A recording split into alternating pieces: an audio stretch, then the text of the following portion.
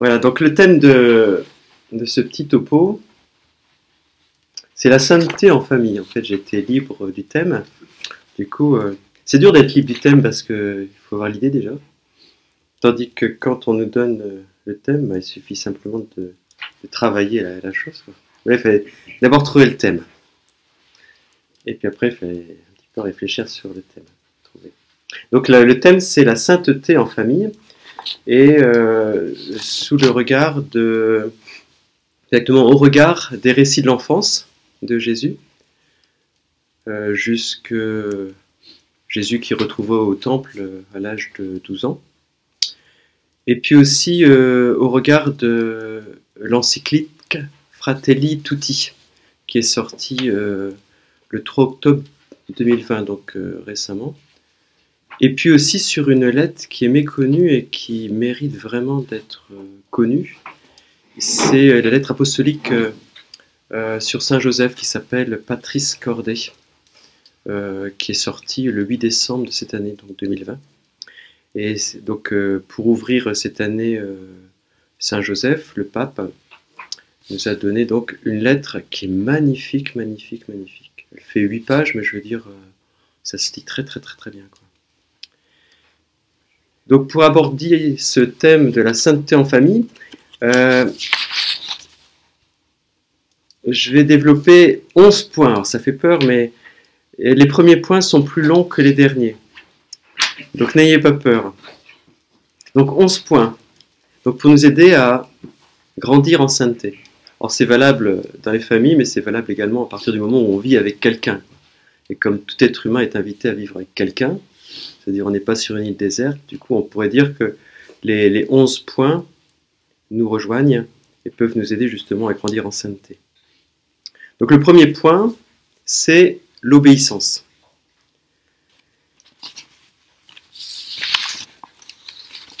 Quand nous allons dans les églises de campagne et même dans certaines églises de ville, nous entendons quand nous sommes dans l'église mais aussi à l'extérieur, l'angélus qui sonne. Et cet angélus qui sonne le matin, ça dépend des lieux, mais en général 7h, midi et 19h, l'angélus est là pour nous rappeler le oui de Marie, mais c'est pour nous rappeler également que nous sommes invités à dire oui au Seigneur et à faire la volonté du Seigneur. Donc Marie, quand l'ange l'informe qu'elle sera, plutôt lui présente le projet du Seigneur, elle dit, je suis la servante du Seigneur, qu'il me soit fait selon ta parole. Donc nous avons en fait Marie qui veut faire la volonté de Dieu, quoi qu'il arrive, elle fait la volonté de Dieu. Et nous, quand nous entendons ces cloches le matin, midi et le soir, c'est-à-dire, mais est-ce que je fais la volonté de Dieu? Est-ce que je fais comme Marie, la volonté de Dieu? Il n'y a pas que Marie qui doit faire la volonté de Dieu. Tout être humain doit faire la volonté de Dieu. Et si nous voulons être heureux, nous devons faire la volonté de Dieu. Même si nous n'aimons pas trop ce verbe devoir, le fait de faire la volonté de Dieu, ça nous rend heureux. Donc nous devons faire la volonté de Dieu si nous voulons être heureux. Et comme tout être humain veut être heureux, du coup on est obligé, c'est une obligation en quelque sorte, d'obéir au Seigneur, de faire la volonté. Si nous voulons être heureux, si nous voulons être épanouis. Donc faire la volonté de Dieu, c'est obéir à Dieu. Obéir, au niveau étymologique, c'est approcher son oreille de la bouche de celui qui parle.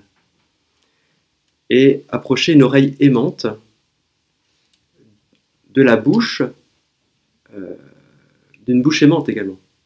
C'est-à-dire qu'il y a une relation d'amour dans l'obéissance.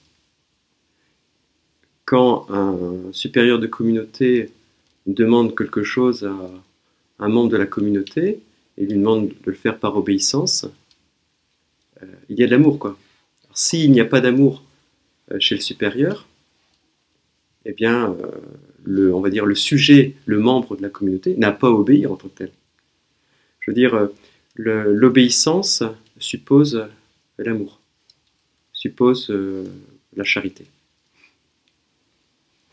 Et donc Marie met une oreille aimante à la bouche de son Seigneur, qui lui parle, qui lui propose. Elle aurait très bien pu dire non, la Vierge Marie. On ne sait pas ce que ça aurait donné, mais le Seigneur aurait trouvé un autre système pour nous sauver.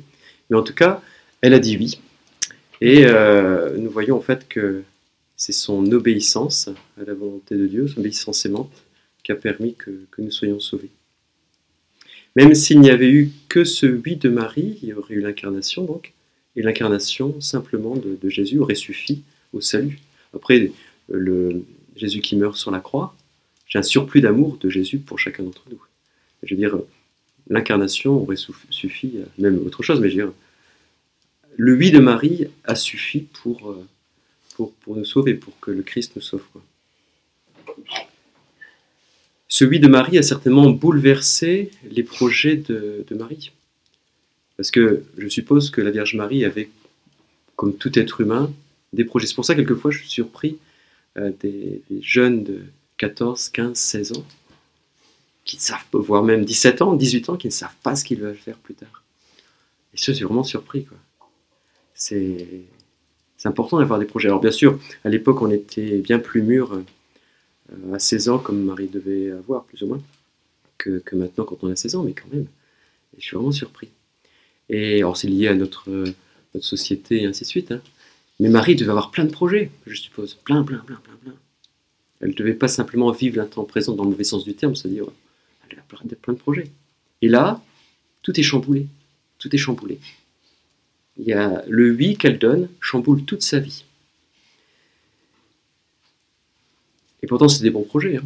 Et nous aussi, on peut avoir quelquefois de beaux projets dans notre vie. Et ces beaux projets sont bouleversés. Alors, il ne faut pas tomber non plus dans la fatalité, hein, et se dire, ouais, c'est comme ça. Non, il faut se battre hein, quand on a des beaux projets, puis quelquefois, savoir abandonner. Dire, Seigneur, que ta volonté, là, j'y arrive pas. Il y a certainement des raisons. Il y a tel ou tel échec que je dois vivre. Tout bête, l'histoire du virus, c'est pas Dieu qui l'a voulu, ce virus. Mais d'un autre côté, il est là. Ça pénalise tout le monde. Que ta volonté soit faite, Seigneur, c'est certainement que tu as des projets aussi, même à travers cet échec, même à travers ce virus, tu as des projets qui nous dépassent, mais tu peux faire du bien avec des choses qui sont mal et qui ne sont pas voulues de toi, bien sûr, parce que le mal n'est pas voulu de Dieu, quoi. Voilà. Et donc nous sommes toujours invités à dire que ta volonté soit faite, et non pas la mienne. Par exemple, par rapport aux enfants qu'on peut avoir, on se dit, mais quel est celui-là, cet enfant, rien ne rentre dans sa tête, il est casse-pied au possible. Ouais, c'est un cadeau de Dieu, que ta volonté soit faite. Et nous sommes invités donc à avoir une oreille aimante aux oreilles à la bouche de celui qui nous aime, qui est le Seigneur, quoi. Et le vœu d'obéissance que les religieux font, le prêtre ne fait pas de vœu d'obéissance, même s'il promet. Le vœu et la promesse n'est pas la même chose. C'est plus dur un vœu qu'une promesse. Le prêtre promet obéissance à l'évêque, mais le couple, il y a une notion d'obéissance. Hein. On est invité donc à l'obéissance, le vœu d'obéissance. Tout à l'heure, on verra aussi le vœu de chasteté. Donc les vœux, les trois vœux des religieux nous concernent, qui que nous soyons, hein, vie de couple, vœu d'obéissance, ça fait partie. Est-ce que je veux faire grandir mon conjoint?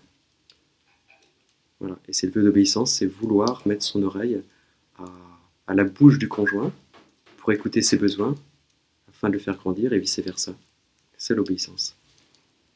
Voilà. Et si nous prenons l'histoire de Joseph, puisque le pape François nous invite à méditer Saint Joseph cette année, nous voyons en fait que Saint Joseph fait la volonté de Dieu, et notamment à travers des songes. En fait, Dieu se manifeste à Saint Joseph par l'intermédiaire de songes. Et c'est en préparant le topo, le pape disait, mais il y a eu 4 songes. Saint Joseph a eu 4 songes. C'est alors il y a eu 4 songes, je n'en voyais qu'un. Et en fait, il y a eu 4 de songes. On sait très peu de choses de Joseph, mais ce qu'on sait, et c'est essentiellement par les songes, en quelque sorte. C'est-à-dire, quand on parle de lui, c'est qu'il y a eu un songe. Et le premier, c'est, imaginez-vous Joseph, donc il veut répudier, pas répudier, mais il veut, répudier gentiment son épouse, parce qu'elle est enceinte.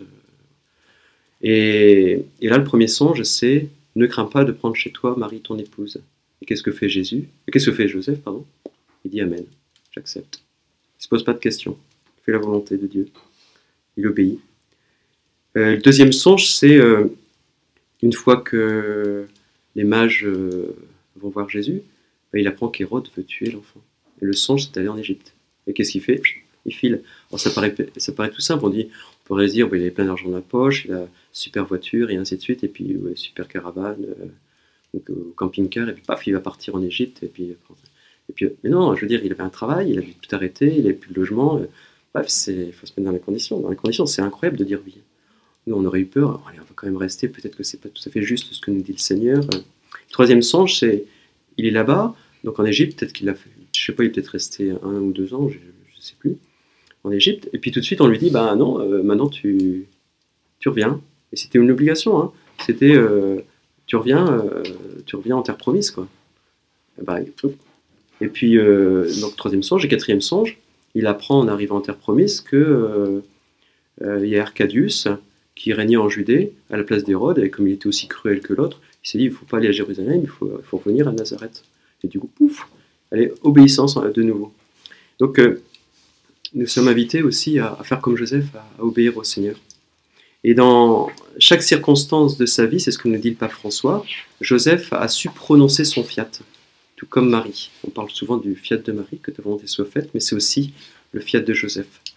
Et puis il y a une phrase très belle qui nous dit le pape François, c'est « Dans la vie cachée de Nazareth, Jésus a appris à faire la volonté du Père à l'écoute de Joseph. » Et en fait, quand à Gethsémani, Jésus dit non pas ma volonté, mais ta volonté, que cette coupe s'éloigne de moi, mais non pas ma volonté, mais ta volonté, on peut dire que Jésus a appris à faire la volonté de Dieu le Père au contact de Joseph. Joseph lui a appris à faire la volonté du Père comme lui, Joseph a fait la volonté de Dieu, quoi. Et Jésus s'est mis à l'école de Joseph.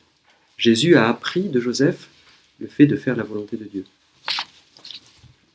Un deuxième point, là il sera moins long, le premier point était plus long. Donc pour nous aider donc à grandir dans la sainteté, un deuxième point qui est important après l'obéissance, c'est la joie. Nous sommes faits pour la joie, qui que nous soyons. On est faits pour la joie. Et quand nous voyons donc le récit de la visitation, nous voyons Marie qui chante de joie, Magnificat, mon âme exalte le Seigneur, exulte mon esprit en Dieu mon Sauveur. Donc elle est dans la joie. Et on pourrait se dire, mais pourquoi est-elle dans la joie? Elle est dans la joie, comme elle le dit elle-même, parce que en fait, le Seigneur s'est penché sur son humble servante. C'est-à-dire le Seigneur s'est penché sur elle. C'est pour ça qu'elle est dans la joie. Et c'est pas parce qu'elle a rencontré sa cousine, aussi effectivement, c'est sympa aussi, humainement, mais profondément, si elle est dans la joie, c'est parce qu'elle a rencontré le Seigneur et que le Seigneur est avec elle. Le Seigneur est avec elle. Chaque matin, on devrait décider d'être dans la joie. En faisant cet acte de foi, de se dire, je serai dans la joie aujourd'hui parce que le Seigneur est avec moi. Et comme le Seigneur est avec moi, je peux être dans la joie. Nous sommes faits pour la joie. Et je pense que ça se décide. D'ailleurs, c'est Saint Paul qui dit ça dans l'Épître aux Philippiens, au chapitre 4. Soyez toujours dans la joie. Et il répète, il dit, je le redis, soyez dans la joie. Donc, c'est un commandement. C'est comme tu aimeras ton prochain comme toi-même. Le commandement, c'est soyez dans la joie. Et la joie, c'est vraiment un commandement. Ça se décide. Non pas que ça... ça se décide. On ne subit pas la joie, c'est-à-dire que la joie ne nous tombe pas dessus. Non, la joie se décide. Donc ça, c'est important de décider dans la joie, parce qu'on sait très bien, quoi qu'il arrive, que le Seigneur sera avec nous dans le quotidien de notre vie. Et Élisabeth est dans la joie parce qu'elle rencontre Marie, et parce que en elle, en Marie, il y a le Seigneur. Et on pourrait dire aussi que quand on rencontre notre conjoint, alors c'est un acte de foi qui est très difficile à faire, qui est même presque impossible, de se dire, il y a le Seigneur qui est en elle ou en lui. Et du coup, j'ai dans la joie parce que je rencontre le Seigneur comme comme Élisabeth rencontre le Seigneur en rencontrant Marie. Et nous sommes invités à faire chaque jour des visitations, c'est-à-dire quand nous voyons notre conjoint, quand nous voyons celui que nous côtoyons au travail, nous sommes invités à faire une visitation, c'est-à-dire à rencontrer à travers l'autre le Seigneur, comme Élisabeth a pu rencontrer le Seigneur à travers Marie. N'oublions pas que les fruits de l'Esprit Saint, c'est la paix, la longanimité, la bienveillance et ainsi de suite. La bienveillance, on y reviendra. Mais c'est aussi la joie, le fruit de l'Esprit Saint. Donc n'hésitons pas à demander chaque matin au Seigneur la joie, et n'hésitons pas à demander au Seigneur qui nous aide à voir dans notre frère la présence de Dieu pour nous aider dans la joie. Donc la joie se décide. Et quand nous disons le Magnificat, notamment dans les équipes Notre-Dame, n'oublions pas que c'est un chant de joie, où on fait cet acte de foi de se dire bah ouais, le Seigneur est là, le Seigneur est présent dans ma vie, le Seigneur il est là, du coup, je peux être dans la joie, j'ai cette espérance que le Seigneur ne m'abandonnera pas. Donc le Magnificat que l'on chante ou que l'on récite dans les équipes Notre-Dame rappelle justement que notre vocation, c'est d'être dans la joie. Et donc, cette joie, nous sommes invités à la transmettre. Et la joie est contagieuse. C'est-à-dire, si on côtoie quelqu'un de triste, on est presque forcément dans la tristesse. Sauf si on a une forte présence de Dieu en nous et qui nous aide à être dans la joie, même si on côtoie que des gens tristes. Mais en fait, la joie est contagieuse. Donc, transmettons cette joie que nous recevons de Dieu. Voilà. Donc ça, c'est le deuxième point. Le troisième point, pour nous aider donc à grandir dans la sainteté, c'est accueillir les limites de notre humanité. Et là, c'est intéressant de voir dans l'enfance de Jésus que Jésus accueille son humanité. Jésus, il aurait très bien pu descendre du ciel comme ça en parachute, pas en parachute, mais je veux dire comme dans des films extraordinaires, des extraterrestres qui descendent. Prendre un vieux film, comment ça s'appelle oui, E.T. ou des trucs comme ça, voilà. Maison. Comment c'est déjà la phrase Téléphone. Oui. E.T. téléphone maison, ouais, c'est ça. E.T. téléphone maison. Et oui, un truc, on aurait très bien pu penser que Jésus aurait très bien pu être parachuté comme ça. Mais non, Jésus, il a voulu prendre notre condition d'homme. Je veux dire, il a été porté pendant 9 mois par la Vierge Marie. Il a subi ce que vit un enfant. Il avait vécu l'accouchement. Il a vécu. Il a dû allaiter sa mère, quoi. Je veux dire, il ne pouvait pas se passer de l'allaitement de sa mère. Je veux dire, il était obligé de passer par des éléments basiques, quoi. Et même là, nous voyons au niveau de la présentation de Jésus au temple, Marie et Joseph offrent 2 tourterelles ou 2 colombes.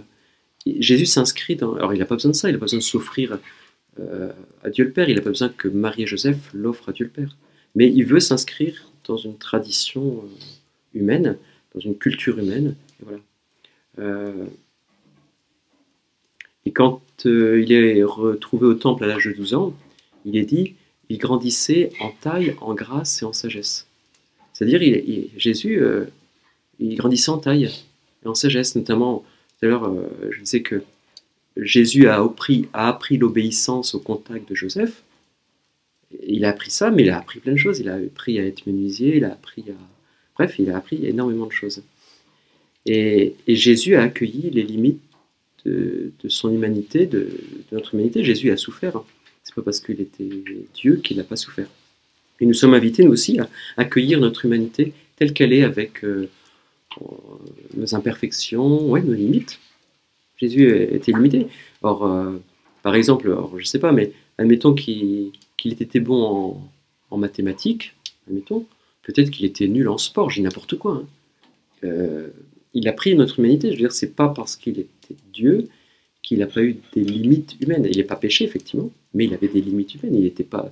C'était pas l'homme surdoué. Jésus, il a eu besoin d'autres personnes. Il n'était pas... il n'y avait pas tous les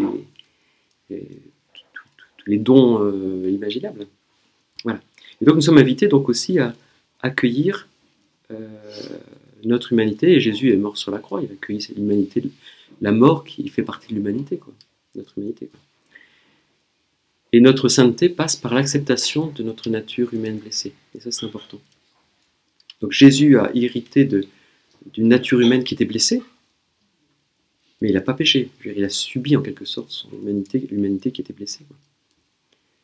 Être humain, c'est accepter la cohabitation en nous de la force et de la faiblesse. Il y a des forces, mais aussi des faiblesses. Comme en Jésus, il y a des forces et des faiblesses. On ne peut accepter la nature blessée de l'autre, donc notre conjoint, que si nous reconnaissons et acceptons nos blessures. C'est important d'accepter nos blessures. Sinon, on ne peut pas accepter les blessures de l'autre. Se dire, bah oui, bah, là je suis pas bon, là j'ai peur de telle chose, là je sais pas, je suis impatient, ou même je suis colérique. Accepter non pas qu'il ne faille pas lutter contre ses défauts, mais ou ses limites, mais accepter que l'on ait personnellement des limites. C'est important pour pouvoir accueillir les limites de l'autre. Sinon, on n'arrive pas à accueillir les limites de l'autre. Et la prière m'aide à trouver que je peux être une source de vie pour l'autre malgré mes limites humaines. Et c'est pour ça que dans le mariage, c'est pour ça que l'Église est contre le mariage entre deux êtres identiques. Parce que justement, c'est l'autre l'un qui a ses limites, qui va apporter à l'autre qui a ses limites. Si on est identique, il va manquer quelque chose. Je veux dire, on ne peut pas s'apporter mutuellement des choses identiques, quoi. Je veux dire, on a besoin de quelqu'un qui nous est différent pour nous apporter ce qui nous manque, quoi.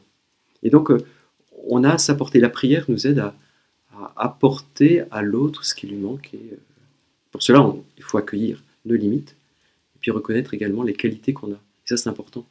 Auprès des jeunes, on leur demande souvent de... Alors bien sûr, ils ne le font pas verbalement parce qu'ils n'y arriveraient pas, mais en tout cas de se dire les qualités qu'ils ont. Et ça, c'est important pour pouvoir les développer, mais aussi reconnaître les limites, pour les connaître et puis pour voir qu'on a des limites, mais aussi des qualités. Donc, le pape François nous dit « L'histoire du salut s'accomplit à travers nos faiblesses. » Donc en prenant l'exemple de Joseph. Comme elle s'est accomplie à travers la faiblesse de Joseph. Nous pensons trop souvent que Dieu ne s'appuie que sur notre côté bon et gagnant. Donc c'est le pape François qui nous dit ça. Alors qu'en réalité, la plus grande partie de ses desseins se réalise à travers et en dépit de nos faiblesses. C'est ce qui fait dire à saint Paul, « Pour m'empêcher de me surestimer, j'ai reçu dans ma chair une écharde, un envoyé de Satan, qui est là pour me gifler, pour empêcher que je me surestime. Par 3 fois, dit saint Paul, j'ai prié le Seigneur de l'écarter de moi. Mais il m'a déclaré, ma grâce te suffit, car ma puissance donne toute sa mesure dans la faiblesse. » En fait, Joseph avait des faiblesses, comme nous tous, et le Seigneur agit avec ses faiblesses. Jésus, en dépit de nos faiblesses, il fait des merveilles. Et une deuxième phrase du pape François, toujours dans cette lettre apostolique sur Saint Joseph, le fait de montrer du doigt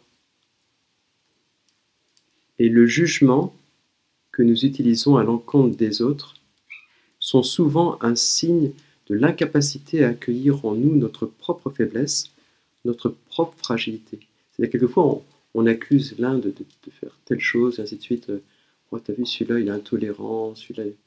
Très généralement, cela révèle nos fragilités. C'est ce que nous dit le pape François, toujours dans cette lettre apostolique. En général, ce que nous reprochons, non pas ce que nous reprochons aux autres, mais quand on fait beaucoup de reproches envers quelqu'un, très généralement, il faut se dire, mais est-ce que ça ne révèle pas des fragilités que j'ai en moi? C'est ce que dit le pape François. Et une autre phrase de cette lettre apostolique, Joseph nous enseigne ainsi qu'avoir foi en Dieu comprend également le fait de croire qu'il peut agir à travers nos peurs, nos fragilités, nos faiblesses. Dieu agit à travers nos peurs, nos fragilités, nos faiblesses. Il nous enseigne que dans les tempêtes de la vie, nous ne devons pas craindre de laisser à Dieu le gouvernail de notre bateau. Vous voyez, en fait, la faiblesse nous invite à la confiance en Dieu. On dit, bah, Seigneur, je n'y arrive pas. Et du coup, ben, tiens le gouvernail, Seigneur. Parfois, nous voudrions tout contrôler, donc poursuit le pape François, mais lui regarde toujours plus loin. Effectivement, dans l'immédiat, on se retrouve sur une barque qui est agitée avec un gouvernail. On se dit, mais où ça va? On perd le contrôle. Mais lui, le Seigneur, regarde toujours plus loin et il sait qu'on n'ira pas dans le décor, quoi. Donc ça, c'est le troisième point, qui consiste donc à accueillir la limite de la vie, accueillir nos limites, accueillir notre vie telle qu'elle est. Et donc le quatrième point, pour m'aider à grandir dans la sainteté, c'est le fait de guetter. Alors ça paraît bizarre, guetter. Nous voyons dans le récit de la présentation de Jésus au temple, il y a une personne qui est essentielle. Donc, tout à l'heure, j'avais dit qu'ils avaient offert des colombes ou des tourterelles, deux tourterelles, donc, lors de la présentation de Jésus au temple. Et là, il y a le vieillard, qui est une personne qui est essentielle dans ce récit, et ce vieillard Siméon. Et ce vieillard Siméon, en fait, on peut dire qu'il avait eu une promesse du Seigneur quelques années plus tôt. Et je pense que, alors ça c'est une interprétation, mais je pense que pendant des mois, des années, il a attendu, s'est dit, le Seigneur m'a promis ça, il faut que je guette, quoi. Et la vocation de l'être humain, c'est de faire comme Siméon, de guetter les signes du Seigneur. Le Seigneur nous fait des cadeaux quotidiennement, à nous de les voir. Et le soir, n'hésitons pas à faire un examen de conscience et se dire, mais pas simplement sur ce qui ne va pas, mais quels sont les cadeaux que j'ai pu voir du Seigneur. Par exemple, là, il va y avoir certainement un beau soleil, et bien peut-être un beau paysage. Pourquoi ce ne serait pas un cadeau du Seigneur pour nous aujourd'hui?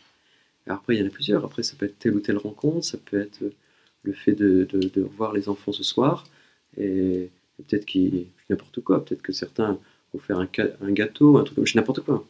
Et au lieu de que ce soit simplement purement humain, mais c'est dire, mais peut-être que c'est le Seigneur qui me fait un cadeau à travers les enfants, à travers le beau coucher de soleil, ou à travers je ne sais pas trop quoi.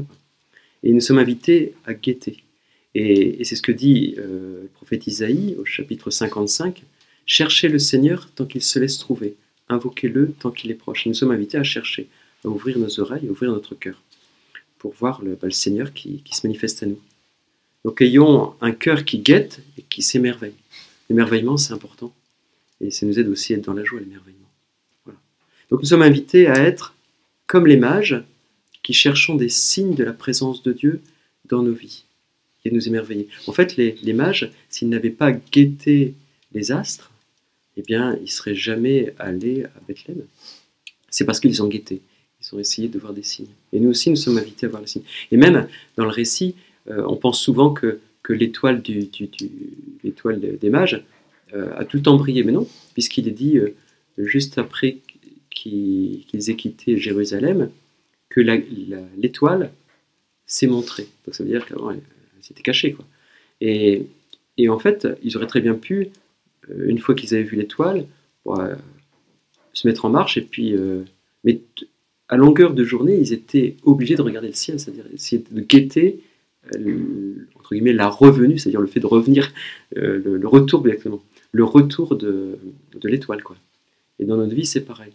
Guettons le retour de l'étoile, guettons les signes du Seigneur, quoi, pour nous émerveiller. N'hésitons pas donc à nous poser donc régulièrement la question matin, Seigneur, que vas-tu me montrer comme signe aujourd'hui? Ou Seigneur, que vas-tu me donner aujourd'hui? Ou Seigneur, quel cadeau vas-tu me faire aujourd'hui? Donc un chrétien, c'est quelqu'un qui guette, et le soir, faire comme le vieillard Siméon, comme on a chanté hier, maintenant, Maître souverain, tu peux me laisser m'en aller en paix selon ta parole, car mes yeux ont vu le salut que tu préparais à la face des peuples. C'est-à-dire, j'ai guetté et j'ai vu des signes du Seigneur. Donc ça, c'est le quatrième point. Le quatrième point, donc, pour nous aider à grandir en sainteté. Et le cinquième point, c'est la famille, lieu de croissance en sainteté. C'est-à-dire, quelquefois, on pourrait penser que on est saint en étant tout seul dans son coin comme un moine. Mais en fait, nous sommes saints ensemble. On ne peut pas être saint sur une île tout seul. On est invité à être saints ensemble. Et dans l'encyclique Tous frères, qui est sortie début octobre, donc Fratelli Tutti, il y a le pape François nous dit « Personne ne peut affronter la vie de manière isolée.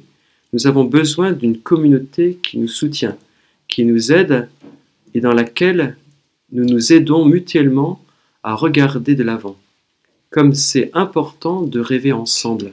Seul, on risque d'avoir des mirages par lesquels tu vois qu'il n'y a pas, par lesquels tu vois ce qu'il n'y a pas. Les rêves se construisent ensemble. Oui, on n'est pas fait pour être tout seul. Et quelquefois, quand ça ne va pas, on a envie de s'isoler et ainsi de suite. C'est important de s'isoler de temps en temps, hein. Mais si on a tout le temps envie de s'isoler, il faut se poser des problèmes, il faut se poser des questions, quoi, parce qu'on est fait pour grandir en sainteté. Et la famille est une communauté qui nous permet d'aller de l'avant. Et toujours dans Tutti Fratelli, le pape nous dit « Personne ne se sauve tout seul. Il n'est possible de se sauver qu'ensemble. » D'où l'importance de l'Église. Quelquefois, on dit bah, « je suis chrétien tout seul. Donc allez, je vais pas aller à la messe » ou un truc comme ça. Effectivement, ça peut être saoulant d'aller à la messe. Hein. Ça peut être saoulant d'entendre le prêtre ou je ne sais pas trop quoi, effectivement.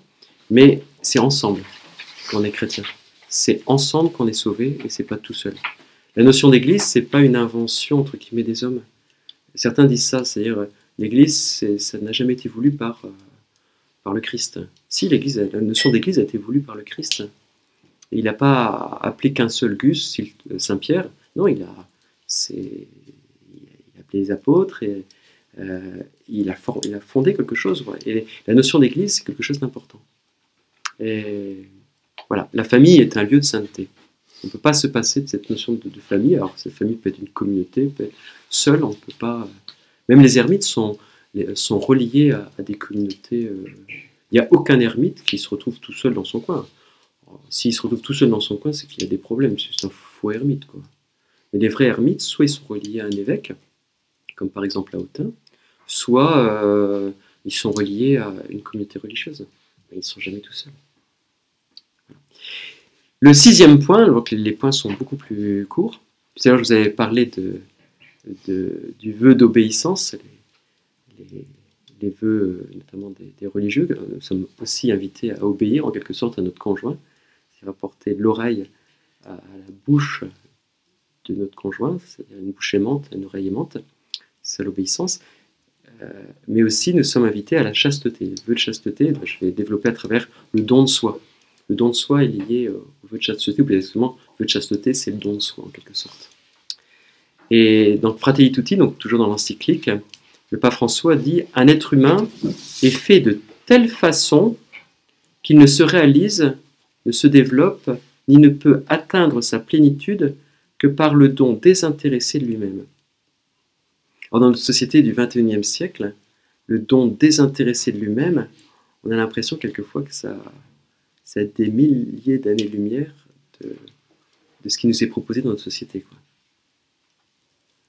Après, il dit « Il n'y a pas de vie là où on a la prétention de n'appartenir qu'à soi-même, de vivre comme des îles.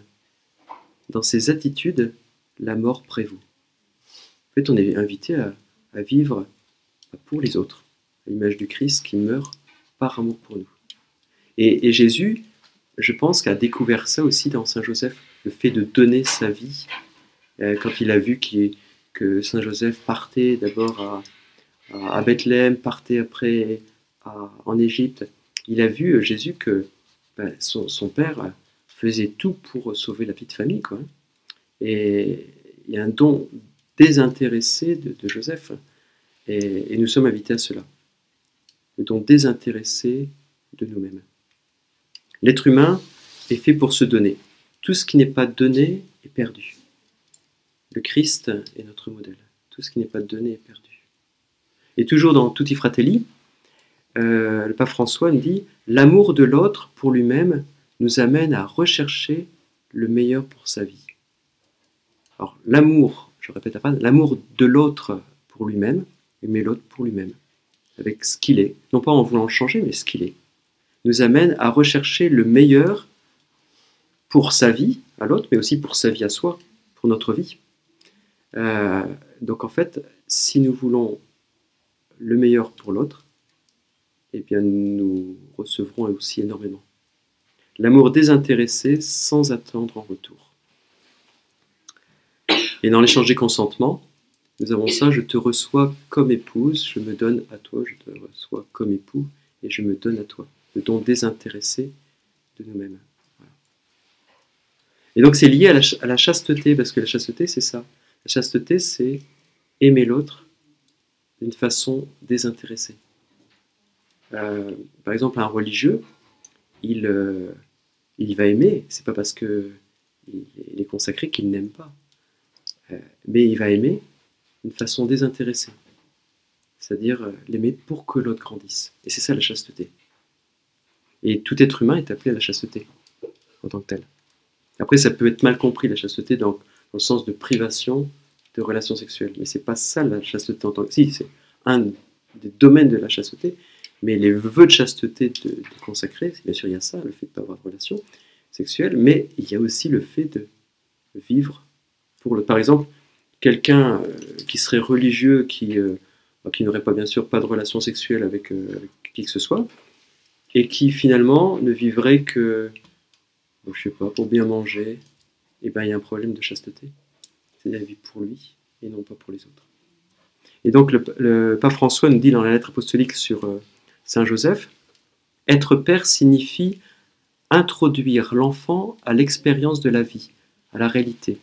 Ne pas le retenir, ne pas l'emprisonner. Et quelquefois on a tendance à ça, à retenir l'enfant, c'est mon enfant, non c'est pas mon enfant, il nous est prêté. Et pour qu'il grandisse. Et ça manque de chasteté, on va dire, de se dire, bah, c'est mon enfant, c'est mon mien, c'est à moi. Il y a un problème de chasteté vis-à-vis de l'enfant. Ne pas le posséder. Donc, le pape François, ne pas le posséder, mais le rendre capable de choix, de liberté, de départ. Et le rôle du père, entre parenthèses, c'est justement de couper le cordon, quoi, avec la mère, quoi. Et dire, bah non, il faut que l'enfant grandisse, quoi. Et il nous dit encore le pape François, c'est peut-être pourquoi, à côté du nom de père, la tradition a qualifié Joseph de très chaste. On dit qu'il est très chaste. Pourquoi très chaste? C'est pas parce qu'il n'a pas eu de relation sexuelle avec Marie. Effectivement, il n'a pas eu de relation sexuelle avec Marie, mais c'est pas que ça. C'est parce qu'en fait, il a tout fait pour faire grandir son enfant. Il a tout fait pour que ça ne soit pas son enfant à lui, son petit Jésus à lui tout seul dans son coin, mais qu'il puisse s'épanouir jusqu'à donner sa vie pour chacun d'entre nous, quoi. Voilà. Ce n'est pas, comme dit le pape François, ce n'est pas une indication simplement affective, mais c'est la synthèse d'une attitude qui exprime le contraire de la possession. La chasteté est le fait de se libérer de la possession dans tous les domaines de la vie. On ne possède plus, donc la chasteté, c'est aussi chez les religieux, là, je vois par exemple les bénédictines de la compassion à Autun. Une fois, c'est donc une religieuse qui nous racontait ça dans un groupe. Elle me dit, un beau jour ma mère décède. Et du coup, j'hérite de la montre de la maman. Et maintenant, je vois la montre de ma maman au poignet de ma sœur. En fait, elle a hérité, mais en fait, c'est pas son truc à elle. Alors bien sûr, c'est vécu à l'extrême, hein, parce que elle a une vie consacrée. Et ben, elle en avait pas besoin, elle avait une montre déjà. Du coup, c'est la sœur, la sœur de communauté, qui a autour du poignet la montre, et elle le vit très très bien. Elle dit, voilà, c'est pas mon truc à moi. Et donc la chasteté, c'est aussi ça, c'est ne pas posséder. Vécu à l'extrême, eux, ils ont une vocation à la chasteté de façon extrême, qui n'est pas la même que la nôtre. Et même le prêtre ne fait pas vœu de chasteté, même s'il promet de vivre dans le célibat, il n'a pas fait vœu de chasteté en tant que tel. En fait, les religieux sont là pour nous montrer l'exemple, notamment de l'obéissance et la chasteté. C'est des phares dans notre vie de tous les jours. Donc la chasteté est le fait de se libérer de la possession dans tous les domaines de la vie. C'est seulement quand un amour est chaste qu'il est vraiment amour, nous dit le pape François dans ses lettres sur Saint Joseph. Une autre phrase, le monde a besoin de pères, il refuse les chefs, il refuse celui qui veut utiliser la possession de l'autre pour remplir son propre vide. C'est les gourous, ça, hein. Ceux qui sont, entre guillemets, charismatiques dans le sens d'avoir des charismes, des dons. Le danger pour eux, c'est de devenir un gourou, quoi, de devenir un père, puis devenir dominateur.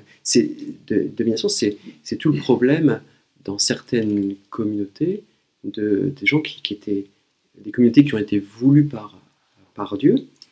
Donc Dieu s'est servi, entre guillemets, de gars qui avaient des charismes exceptionnels, et quelquefois, alors heureusement pas toujours, heureusement c'est une minorité, mais ils se sont accaparés leur charisme à eux, et puis ils sont devenus des gourous, alors que normalement le charisme est fait pour épanouir l'autre.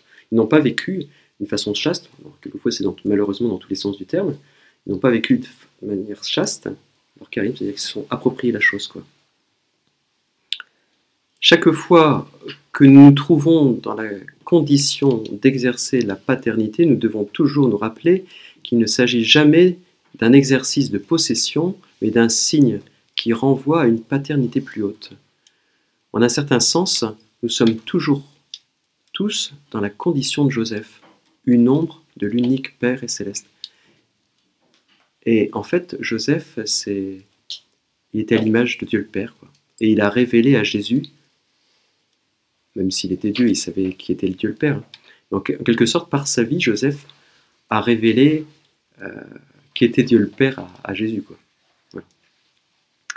Et une autre phrase du pape François de Saint-Joseph, la paternité de Joseph s'est exprimée concrètement dans le fait d'avoir fait de sa vie un service, un sacrifice au mystère de l'incarnation et à la mission rédemptrice qui est jointe, d'avoir usé de l'autorité légale qui lui revenait sur la Sainte Famille pour lui faire un don total de soi, de sa vie, de son travail, d'avoir converti sa vocation humaine à l'amour domestique dans la surhumaine oblation de soi, de son cœur et de toute capacité d'amour mise au service du Messie, germé dans sa maison. Bref, en gros, il nous invite à... Joseph a été le lieu où a grandi le salut du monde, quoi. Le 7e point, j'en arrive à la fin, donc pour nous aider à grandir dans la sainteté, nous sommes invités à cultiver la bienveillance. La bienveillance, c'est un mot qui est redevenu à la mode. C'est un mot qui est redevenu à la mode il y a quelque temps. Et le pape François, dans Tutti Fratelli, l'encyclique, nous dit « Certaines personnes cultivent la bienveillance et deviennent des étoiles dans l'obscurité. » Nous sommes invités à être des étoiles en cultivant la bienveillance, rien que par des petits merci. Merci pour ceci, merci pour cela dans une vie de couple. Pourquoi ne remercierions-nous pas pour un bon petit repas, pour le fait d'avoir repassé les chemises, pour le fait les petits merci de rien du tout. C'est pas parce que ça doit se faire qu'il ne faut pas remercier les choses, quoi. C'est important de remercier. Et la bienveillance, c'est quelque chose qui est très très très important. Donc toujours dans Tutti Fratelli, le pape François nous dit Saint Paul désignait un fruit de l'esprit par lequel le grec, ça se dit xerstos, dans Galates 5, 22, exprimant un état d'âme qui n'est pas âpre, rude, dur, mais bienveillant, suave, qui soutient et réconforte. Donc les fruits de l'esprit, il y a la joie, mais aussi la bienveillance. La personne dotée de cette qualité aide les autres pour que leur vie soit plus supportable. La vie est dure. C'est vrai qu'il y a des inégalités dans notre monde, il y en a qui souffrent beaucoup plus que d'autres, mais la bienveillance, qui est un don du Saint-Esprit, aide les autres à vivre plus facilement leur vie de tous les jours, à supporter leur vie. Et Pape François continue, surtout quand elle ploie sous le poids des problèmes, des urgences et des angoisses. C'est une manière de traiter les autres qui se manifeste sous diverses formes telles que la bienveillance dans le comportement, l'attention pour ne pas blesser par des paroles ou des gestes, l'effort d'alléger le poids aux autres. Cela implique qu'on dise des mots d'encouragement, qui réconfortent, qui fortifient, qui soulagent, qui stimulent, au lieu de paroles qui humilient, qui attristent, qui irritent, qui dénigrent. Et dans la vie de couple ou dans la vie communautaire, nous sommes invités à la bienveillance, quoi. Et à accueillir aussi les signes de bienveillance que les autres nous font. Si par exemple, merci pour ce gâteau, je dis n'importe quoi, pas je dis n'importe quoi, mais merci pour ce gâteau. Oh bah c'est normal, c'est dimanche, je fais un gâteau. Accueillir. Sinon le gars il se retrouve, je lui remercie, puis je reçois. C'est important de recevoir l'acte de bienveillance qui nous est fait, quoi. D'accueillir et de donner. Et c'est cet échange qui fait grandir. Et dans Tutti Fratelli, toujours, le pape François nous dit, aujourd'hui, on n'a ni l'habitude, ni assez de temps et d'énergie pour s'arrêter, afin de bien traiter les autres, de dire, s'il te plaît, pardon, merci. On est toujours pressé. Et du coup, on n'a pas le temps de parler, pas le temps de dire bonjour, pas le temps de dire merci. Et c'est important de prendre du temps.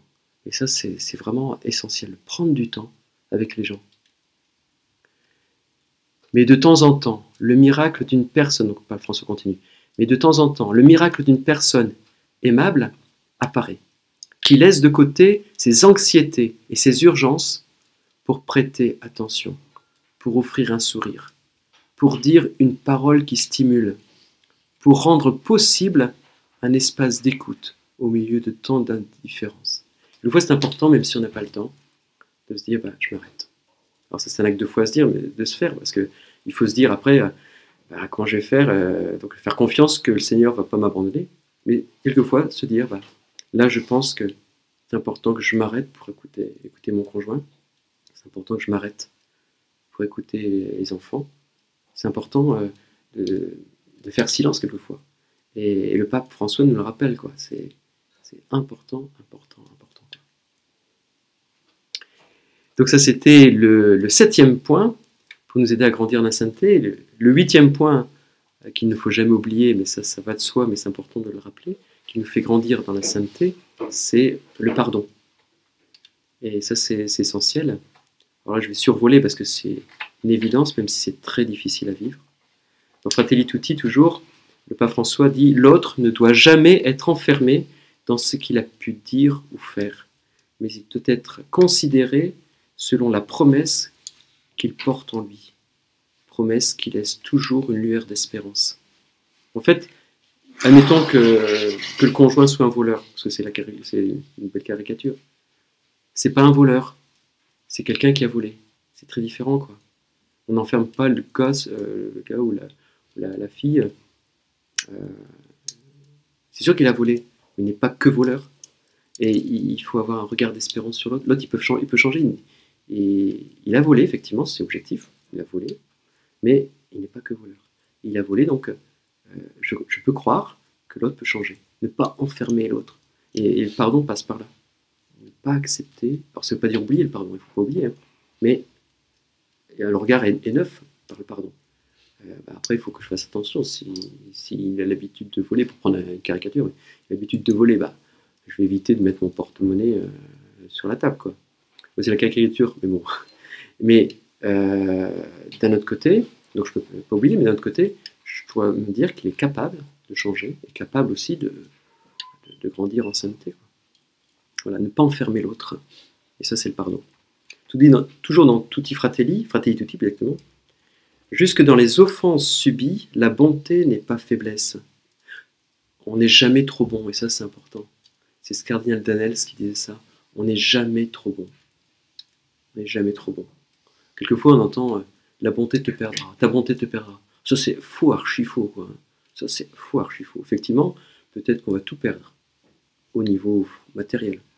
Mais la bonté n'est pas une faiblesse, contrairement à ce qu'on pense.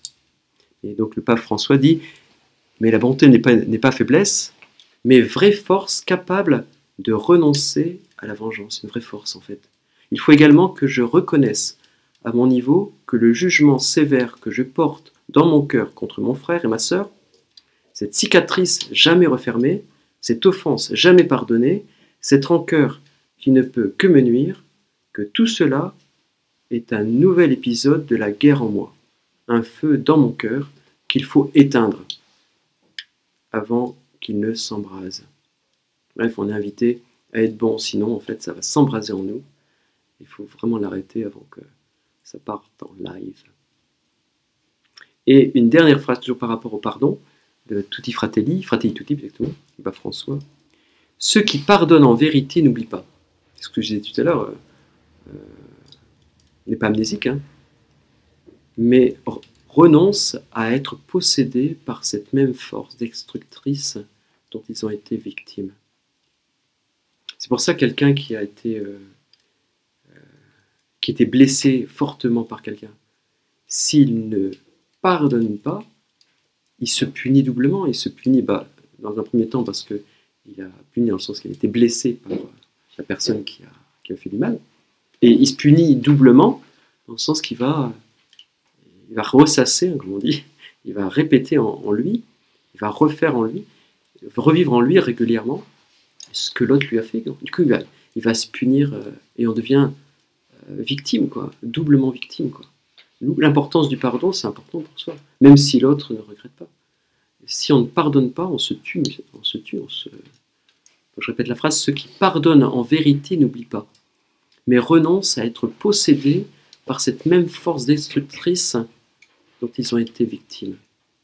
Ouais, sinon, une force destructrice, une double force destructrice, celle qui nous a été faite, et puis celle qu'on se remémore régulièrement. Voilà. Et le 9e point, et j'en arrive vraiment à la fin, c'est donc le point pour grandir en sainteté, accueillir la vie telle qu'elle est. Alors, ça rejoint un petit peu le thème de tout à l'heure, accueillir nos limites et ainsi de suite. Le pape François dit dans sa lettre apostolique sur Saint Joseph, Joseph accueille Marie sans fixer de conditions préalables. Bien des fois, des événements dont nous ne comprenons pas la signification surviennent dans notre vie. Notre première réaction est très souvent celle de la déception et de la révolte. Joseph laisse de côté ses raisonnements, même s'il ne tombe pas dans la fatalité, comme je disais tout à l'heure, pour faire place à ce qui arrive. Et aussi mystérieux que cela puisse paraître à ses yeux, il l'accueille, en assume la responsabilité et se réconcilie avec sa propre histoire. Si nous ne réconcilions pas avec notre histoire, nous ne réussirons pas à faire le pas suivant parce que nous restons toujours otages de nos attentes et des déceptions qui en découlent. La vie spirituelle que Joseph nous montre n'est pas un chemin qui explique, mais un chemin qui accueille. Ouais, nous sommes invités à accueillir, c'est ce qu'on disait plus tôt, accueillir les situations, au lieu de se révolter, accueillir. Non pas de tomber dans la fatalité, hein, voilà, mais accueillir. Accueillir la vie telle qu'elle est. Bien sûr, il faut se battre, il faut vraiment lutter, mais quand c'est pas possible, j'accueille, que ta volonté soit faite, même si je ne comprends rien. Joseph, il ne devait rien comprendre, hein.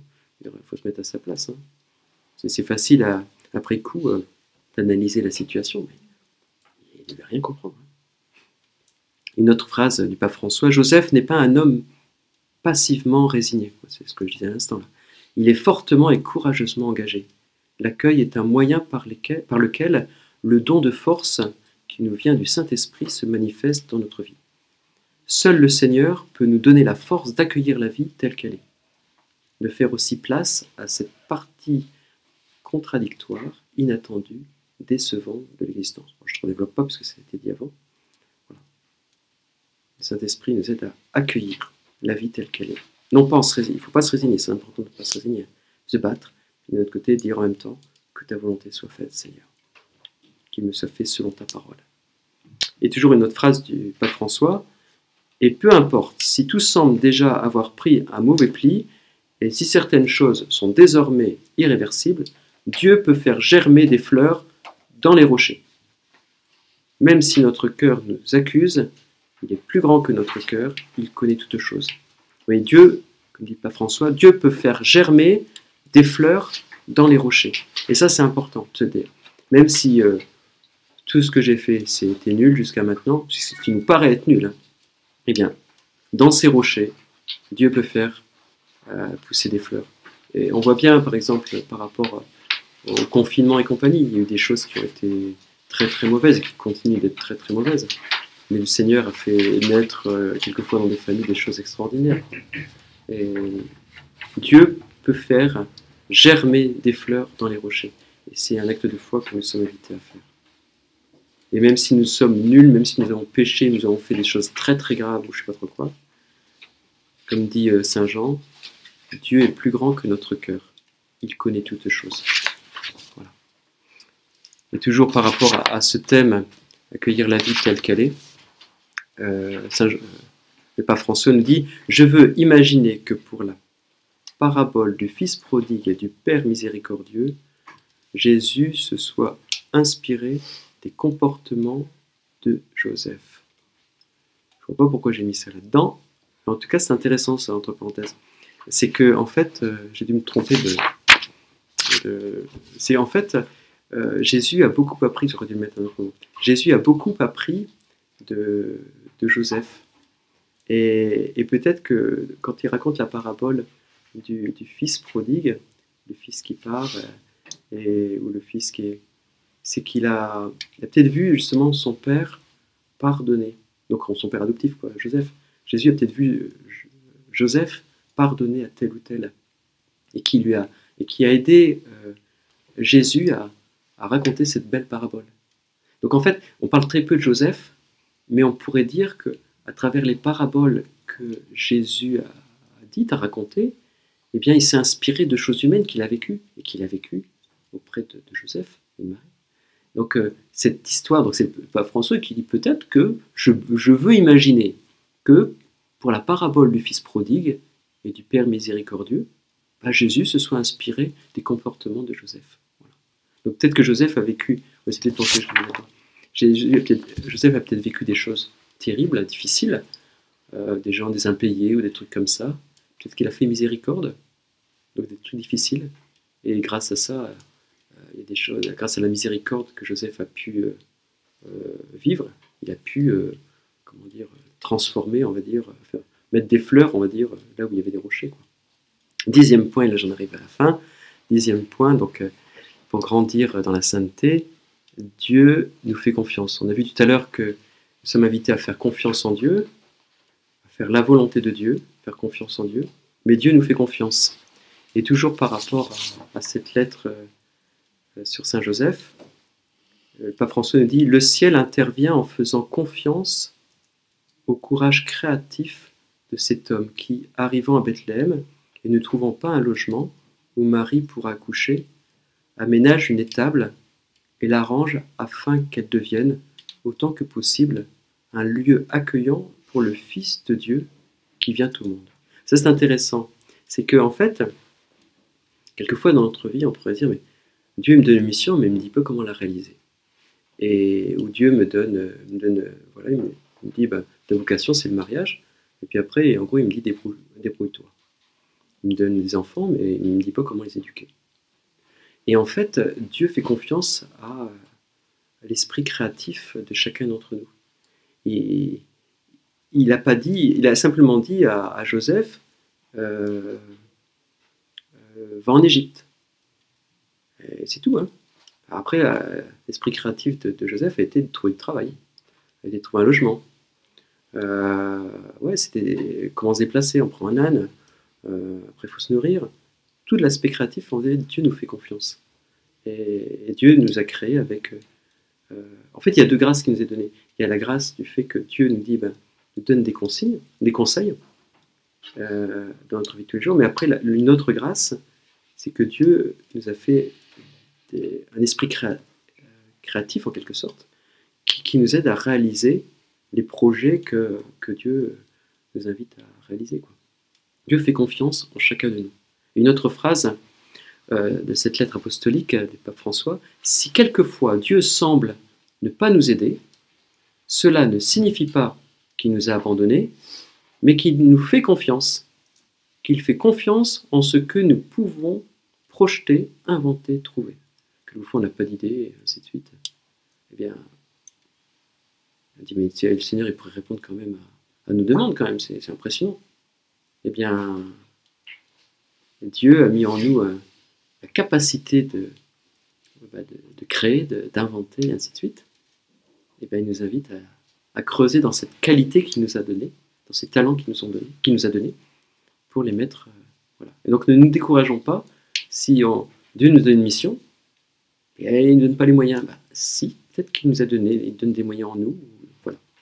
En tout cas, Dieu nous fait confiance, et il nous fait confiance notamment en l'esprit créatif de chacun d'entre nous. Et dernière phrase pour conclure. En cette année Saint-Joseph, appuyons-nous sur l'époux de la Vierge Marie.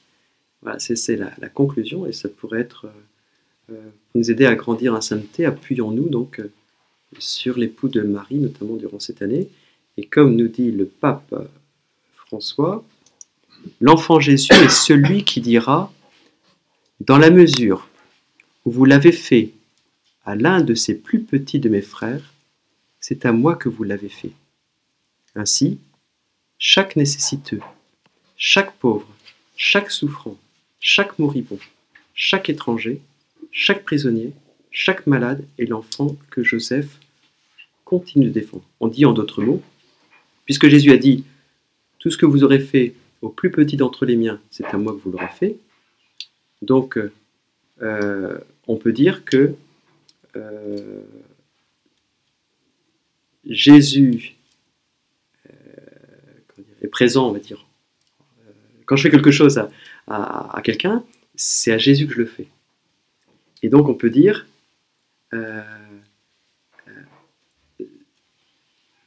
comment dire ça, Joseph, il est le père de tous les pauvres, puisque c'est dit plus clairement, je pense, dans les lettres de Joseph, du pape François. Mais en tout cas, nous sommes... Joseph, c'est notre papa, en quelque sorte. Puisque... oui, c'est notre papa, quoi. Donc n'hésitons pas à nous confier à lui, comme on a l'habitude de le faire, se confier à la Vierge Marie. N'hésitons pas aussi à nous confier à Joseph, qui est là pour nous aider à grandir en sainteté.